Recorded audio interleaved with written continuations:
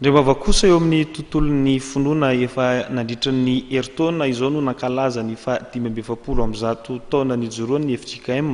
Ambatofotsy Avaradrano ka ny 20 Novambra ho avy izao no ivon'izany fankalazana izany izay iarahana amin'ny fobe FJKM. Nitondra fanapazavana mahakasika izay indrindra ry Ramatoa Rasoanaivo Rasoarimanga Julia filolefitry ny komitin'ny fa 570 taona ny fiangonana.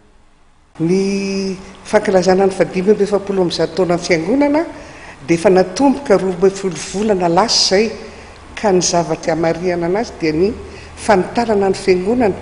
arak'ilay teny nosafidiana hoe mba ho iray ihany izy rehetra dia ho tafiditra ao anatin'ny fiangonana daholo izany rehefa fety rehefa fivoriana tahaka ny fetin'ny taranaka dia ho tafiditra dolidoly ny mpiara-mivavaka rehetra satria efa maro izy ireo zao ary efa miverina ny fiangonana daholo na ny vahiny na ny zanakam-pelezana na ny avy any avaratra. Ny zavatra marianay dia hotokanana io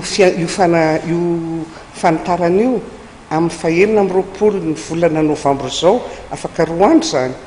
satria io ny tena ivon'ny fankalazana feno 570 taona ny fiangonana ary amin'ny fotoana io dia manasy izahay ny zanakam-pelezana rehetra, manasy izahay ny taranaka ireo mpitandrana ny famidimby tao ary manasy izahay izay FJKM manano manodidina na ny ety Andrenivohitra satria ny FJKM ny io fiangonana hotokanana amin'ny alahady manaraka ny fa 20 Novambra io ndray dia tena fetin'ny fiangonana, fetin'ny mpiara-mivavaka rehetra ao Ambatofotsy Avaradrano satria tamin'ny lakamisy moa dia ny fetin'ny fanitarana ary amin'ity kosa fetin'ny fiangonana izay anasana mpiara-mivavaka rehetra izay irana mihinana nofokena amin'ny tapevanana rehefa oriana fanompo-pivavahana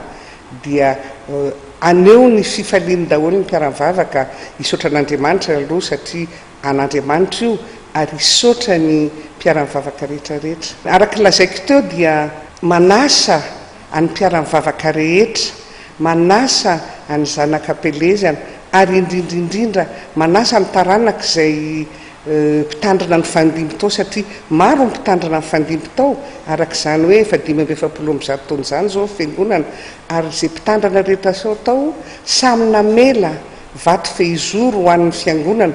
ao ny mikarakara ny fa 570 taona, ny fa 70 taona, ao koa ny nandalo satria taoriana kely fotsiny dia nandeha